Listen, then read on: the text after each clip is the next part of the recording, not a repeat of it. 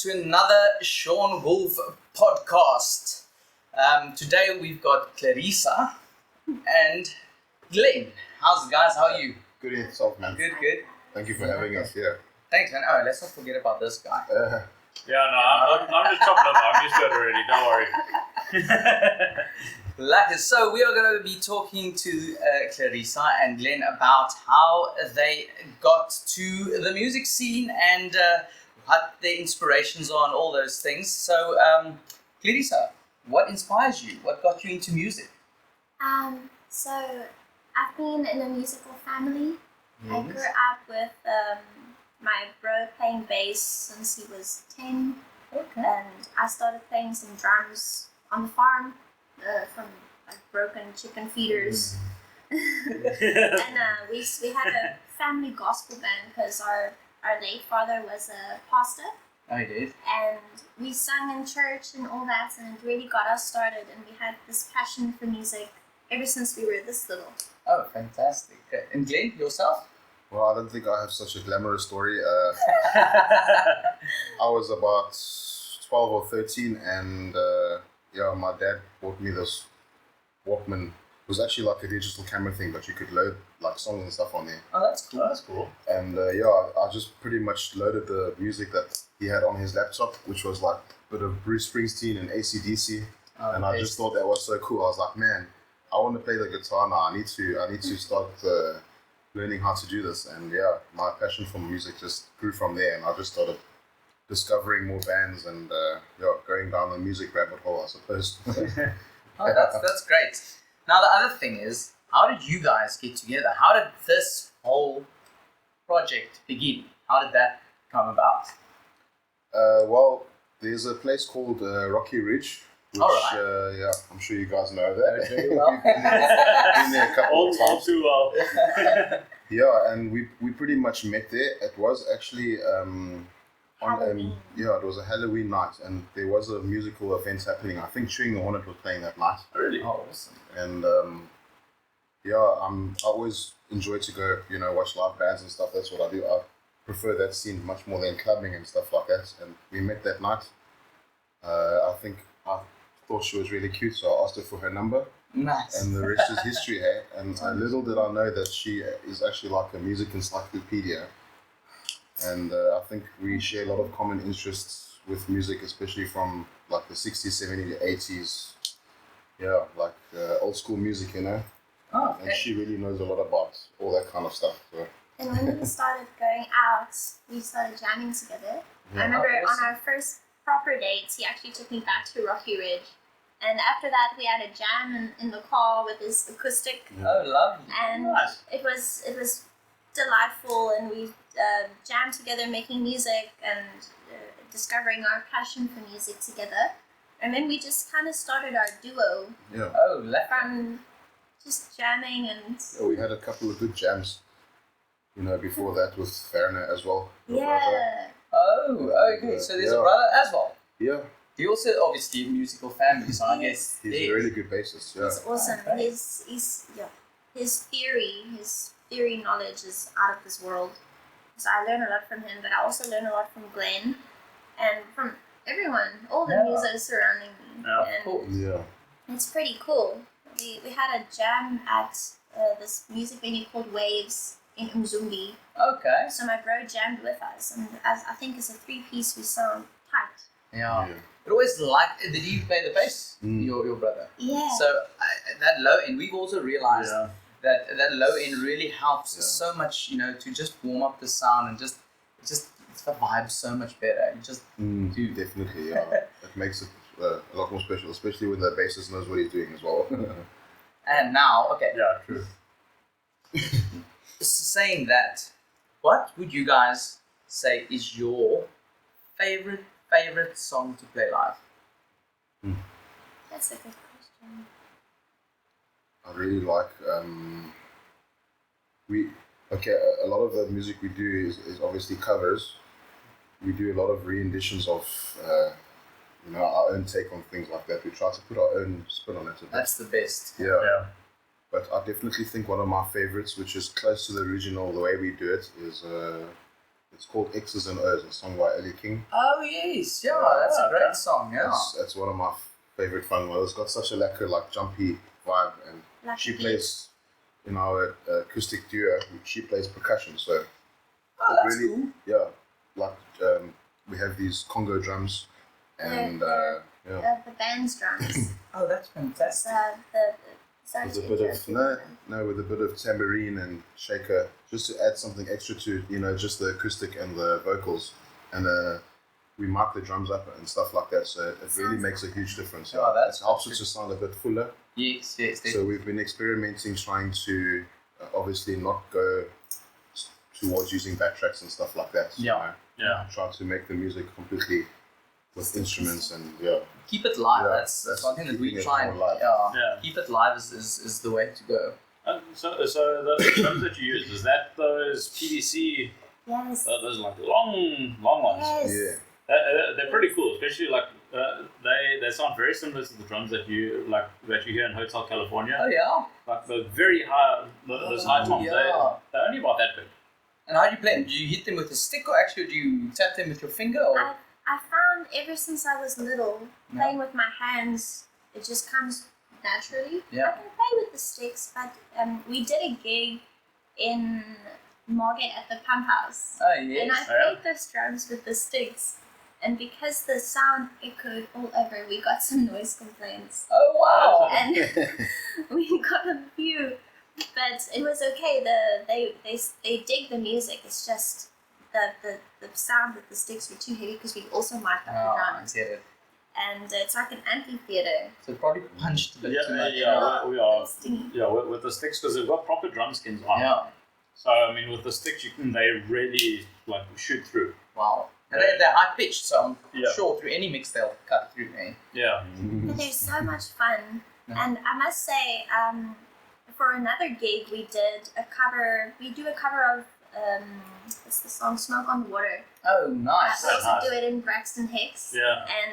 But Glenn and I have a more jazzy take on it. Oh, that's cool. That's Because interesting. we did a gig and it was mostly golden oldies lovers that were there. Yes. And I said to Glenn, I think this might be a little bit heavy for the crowd that we have today. Oh, right. So we decided to just do a little bit of a jazzy take on it. Yes. And it worked out nice. And now that's one of my favorites to perform, a little bit slower paced. Yeah. And jazzy vocals, Nice. all that kind of good stuff.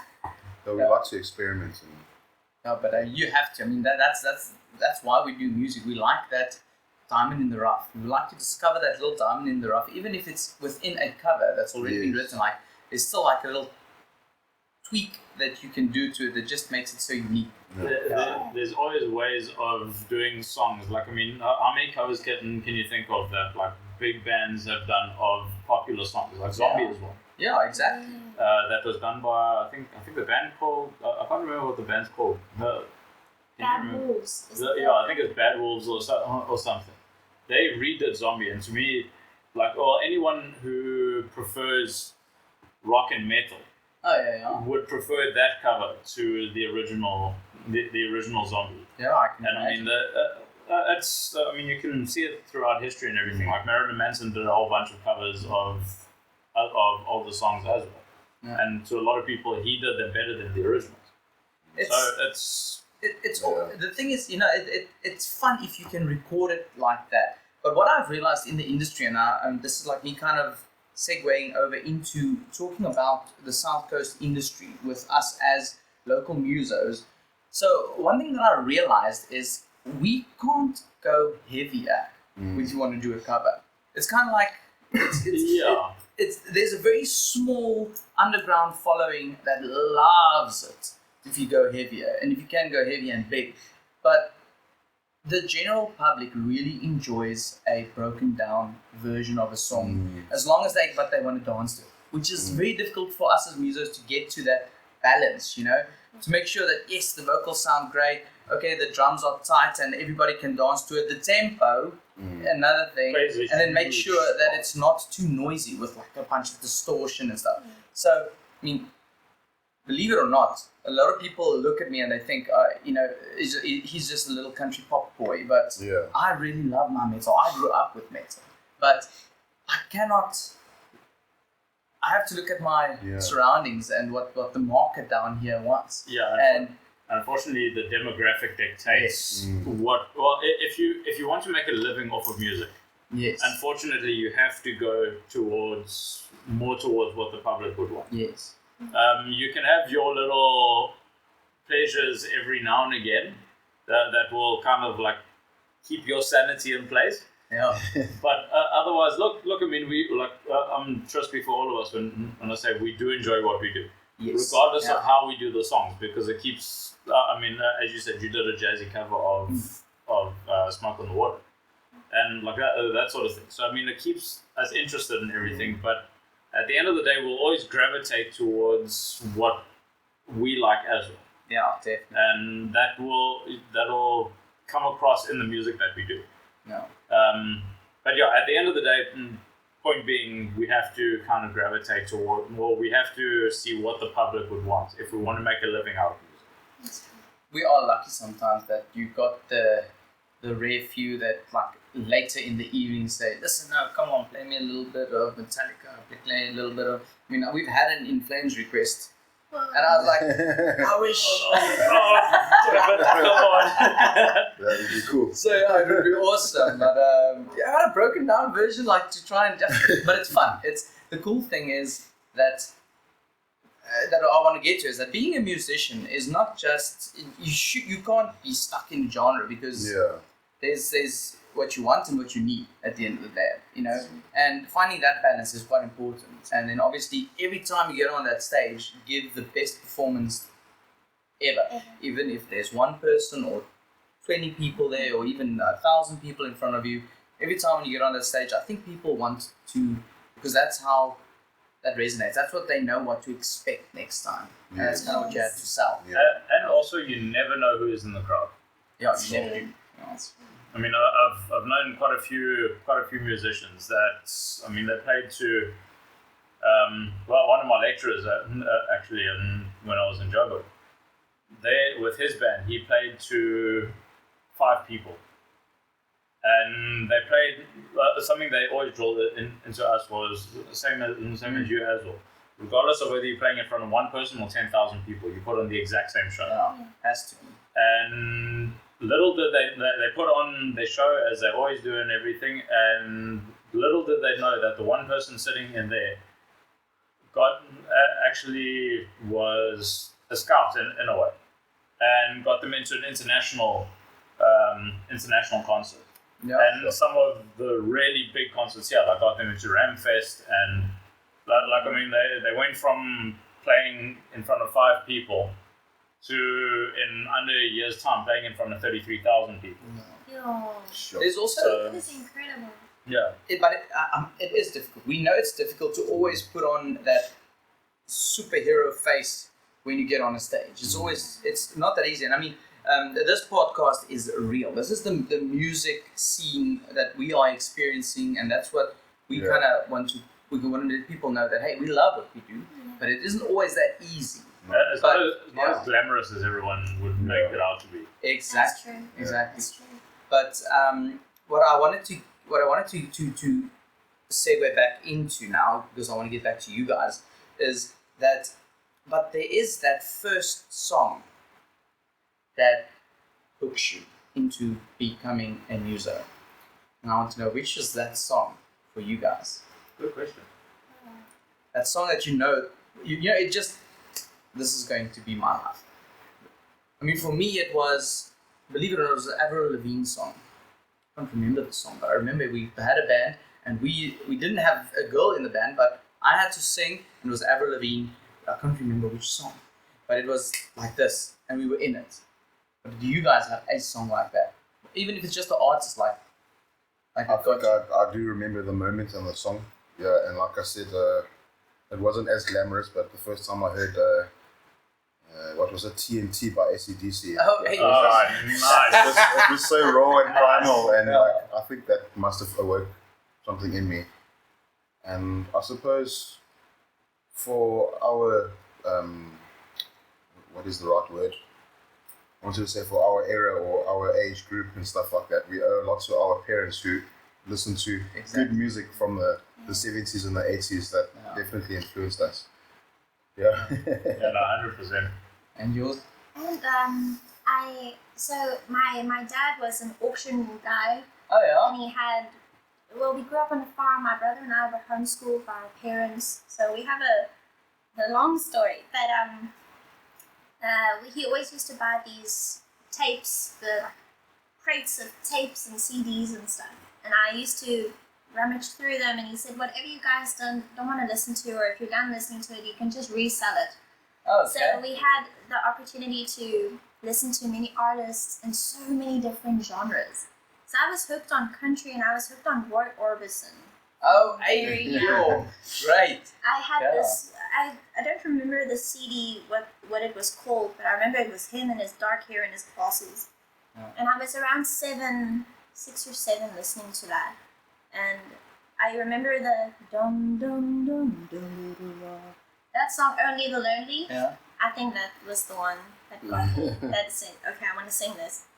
And also Elaine Page. Oh yeah. I played her CD until it broke. I had a Goo Goo Dolls album like that. I used to annoy my brother on Saturday mornings on the farm because I went and played my Super Mario, the TV games, but I switched the sound off so I would play my Elaine Page. And the first song that came up was Memories. So it starts with.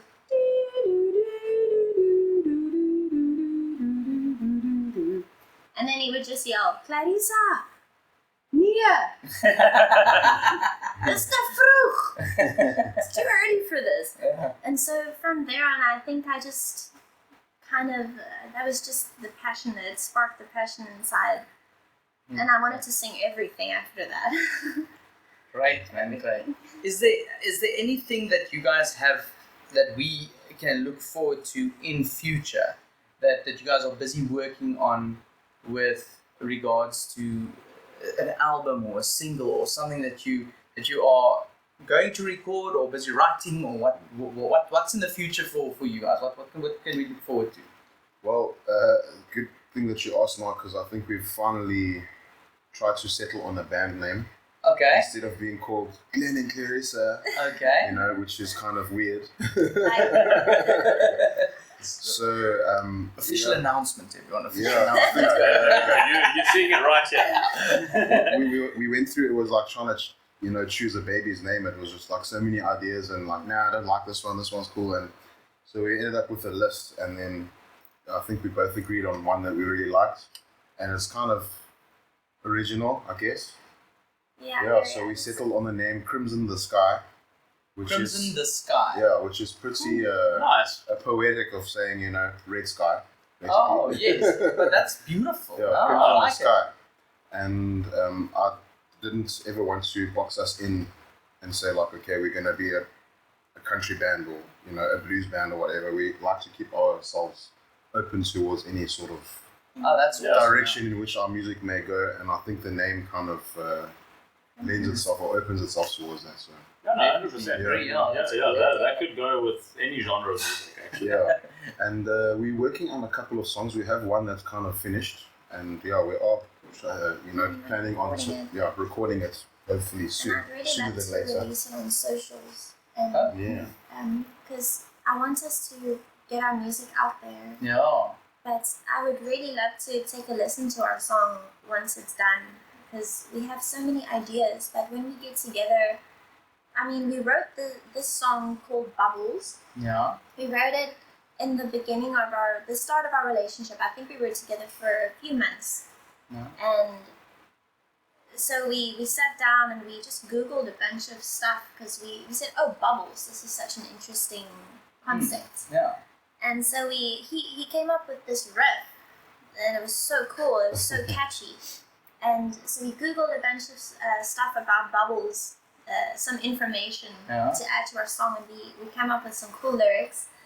Looking And forward to it. so I'm really excited to record it. Yeah. And also, I have some other songs as well that I would really love to record, obviously with Glenn by my side, Yeah. and Mr. Damien over there. Yay. And you, so if you're Happily. Oh, I love to. That sounds, it's really cool. I have a song that I've discussed with Damien and my family and stuff. It's about suicide awareness. Oh, God, that's important. And Yeah. I really feel very strongly about the song because so many people suffer. And it's not only the people that go through this, it's the ones that are left behind to tell the story. Oh. So I really feel like that's for this year. I really want to do that. Yeah, that's important. Yeah. The faith is no. No. But it's so much fun to jam with Glen because he has such knowledge and he has such a spark. He lightens up the stage. It's what they said in Chewing Hornet as well. He has such a presence. Yes. For me, Glen is the Joe Walsh of the Eagles. Oh, yeah. Because Nice. Thank you. Joe Walsh is the guy that he's such a fun guy. Yeah. But he a fun guy, like the mushroom. But if y'all know Joe Walsh, Google him if you don't know the story. Joe Walsh, a very, very cool character. So for me, that's Glen and our duo. Thank you. I love you, man. It's awesome. I feel like we shouldn't forget to mention that the duo that we have isn't the only thing that she's involved with. She's been with Braxton Hicks since she was 14. You're long, yeah. Long So time. that's where her music career kind of took off. I mean, you did win competitions and stuff before then, but I feel like that's where you started to get into the gigging and Especially stuff like that. Yes, and it was very scary. It was quite scary. But it was also very fun. It was just me being 14 and it's like being thrown into a swimming pool. Yeah. Because I remember the first CD that I was given to learn, and the intro song was Shine On You Crazy Diamond. Oh, what? And I listened and I'm listening, and 14-year-old me was like, okay, it's time to get to the next song now. I guess this doesn't have any lyrics. So we got to our first band practice, and they played the intro, and then suddenly Clarissa is not singing. Oh, goodness, surprise. And our lead guitarist is a Bulgarian gynecologist. Oh, yeah. So 14-year-old me was like, oh, now I made a mistake. But it was cool because we grew as a band and it was so much fun over the years to make the music. And Glen has also played with many other bands. He was, what band were you in? Well, I played a bit for a band called the Tasers for a little while. Oh, cool. They're actually still going quite well. I mean, I also want to just say that there's so much good South African music out there that that people are not aware of as well. So the stuff that people are doing is actually quite incredible, especially in South Africa. And I don't think that people get the South African musos get enough spotlight. On what's happening locally with the radio stations and stuff that's happening. It's all kind of promoting overseas music and not giving the guys on the ground here. Yeah. I totally agree with that. Yeah, no, very true. The local artists do need, local stations, and if you guys are going to check this podcast, I do believe need to support more local musos because we've got such great talent in South Africa. So I really think South Africa, local support local is lacquer. Sorry, I just wanted to say it's in each scene as well, like in country, in rock, in punk, like there's just so many good. There's just so much good South African music. It's like I mean, surprisingly, if you think about it as well, for I suppose such a small population in the South Coast, there's actually a lot of talent here. Like I mean, you always again like. This is kind of going on the smaller spectrum of things. So you hear about the talent in South Africa, or a select few, and then you think the talent comes from Johannesburg or from Cape Town or stuff like that. Like that's where I think, especially like with podcasts like this, and like basically we actually are so lucky with such a community that we've got here, and the fact that all the musicians are kind of boosting each other, and I mean the South Coast is actually getting on the map. Yes. Well, that's the whole idea with the Shaun Wulf Podcast. I'd like to expose what we have on the South Coast because we have so many great musos down here as well. I'd like them all to know about it. I mean, if you're a booking agent or something in Joburg and you're looking for a wonderful duo, here they are. You can book them, you know. They'll probably get you guys on socials. Yeah. Heck yes. Where can they get you guys on socials now? Is it already? That's her department usually. She should say. Oh, I said to Glenn, we have a Facebook page at the moment, but it's my solo Facebook page. All right. Because I really want to make one for our duo with the new name. Yes, yeah. And I also have a TikTok and an Instagram. Okay. And so it's just Clarisse, it's CLARIS _ musician. Okay, great. Clarisse musician. So you guys are gonna kind of move from there into the duo name and everything, and everybody just needs to keep an eye on your socials then until that happens. Okay, great. Yeah, that'll be easy for them to do. Now we are quite lucky. We're gonna have them do a song for us live. And I just wanted to say thank you guys for coming out and thanks for having a chat. Thank you guys. Yeah, thank you. And it's always like having local musos come say hi. And Thank you very much. You're chat so to us. nice. Yeah. You're so lucky. Yeah, we're wishing you guys all the best as well. yeah, Thank For you. your so much. projects. And, yeah, And I must let's say, do it. I really enjoy your sets. You guys rock together. Oh, we have a lot of the fun. videos. My mom's friend was at the Opicus Fierce last week. Oh yes, yeah. And it was the song. And we had Glen on the bass. Yeah. Yeah, Glen helped us out on the bass. And it was so cool because I think it was WhatsApp that you guys said. Yes, yeah. And my mom's friend says, Tasha, this for you. And my little girl, our little one, she still watches the videos on the gallery. She's like, hey, Daddy's playing something women. Yeah. Women. And it's so much That fun. was really fun, yeah. Yes, and that's so cool because you guys really got the crowd up on their feet. Like, And it's like what you said with the rhythm and the pace where you play at. oh yeah. And everyone loves those kinds of songs, and that's one song that can get everyone going Yeah, without fail. Yeah, and it keeps on getting them going and going. I mean, Damien and I were always so surprised. Sometimes, because we've played it so many times now, sometimes we feel like, let's give it a skip, but then it always ends up being and I mean, it's one of those songs as well where like nobody can be paying attention to you whatsoever. But second you play that song, everyone's standing and everyone's singing. There's no everyone can be busy with their own things, going through whatever they are and everything like that. But they are definitely going to get up and sing that song. Yeah. There's no question about it. It's like that's kind of become the new national anthem. Yeah. That is so true. the musical national anthem. Everyone knows that song and everyone sings it. Yeah, definitely. Yeah. They wrote a really, really good #1 hit. What's the lady's name? From Four Non Blondes. She also wrote songs for Celine Dion. She writes a lot of songs. I think she's in Nashville, if I'm not mistaken. She's also a producer. She's incredible. Yeah, I think she's I can't remember her name now. another lady you're speaking about. I think she's a ghostwriter for quite a few artists. Yeah.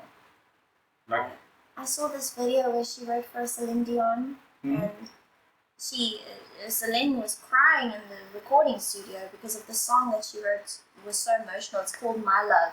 Oh, And wow. she wrote the whole concept of the album for Celine. And she said, no, keep crying because your emotions it's so powerful, Wow. it's so beautiful. And I mean, women cry all the time. That's a conclusion we got to. Women cry all the time. And I get that. All the ladies out there, I feel you.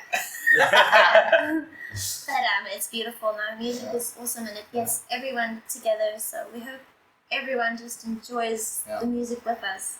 yeah. It's so beautiful. And thank you guys again. Thanks. Thank you. for coming on. Yeah.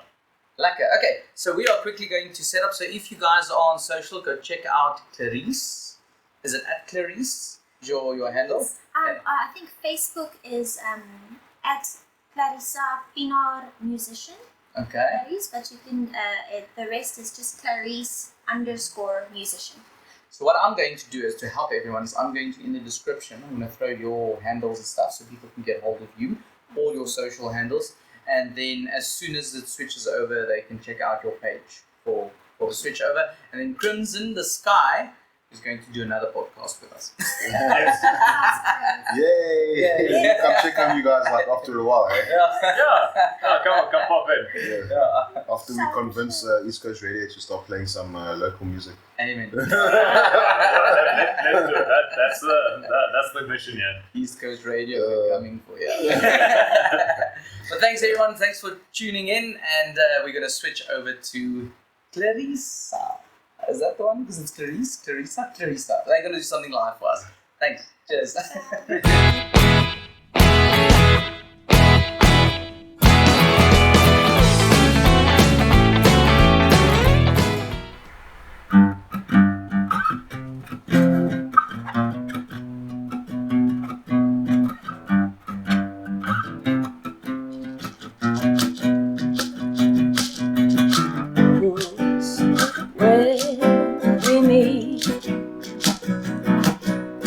Bubbles when I speak,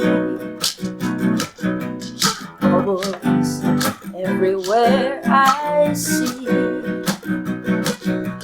bubbles just suddenly. I keep seeing bubbles everywhere. When you're not there, I'm in trouble. I keep seeing bubbles everywhere. When you're not there, I'm in trouble.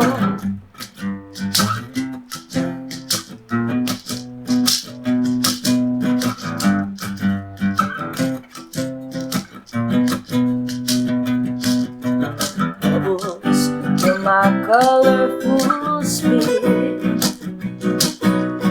Bubbles when you are near. Bubbles everywhere we see. Bubbles just suddenly. I keep seeing bubbles everywhere. When you're not there, I'm in trouble. I keep seeing bubbles everywhere. And when you're not there, I'm in trouble. I keep seeing bubbles everywhere. When you're not there, I'm in trouble. I keep seeing bubbles everywhere.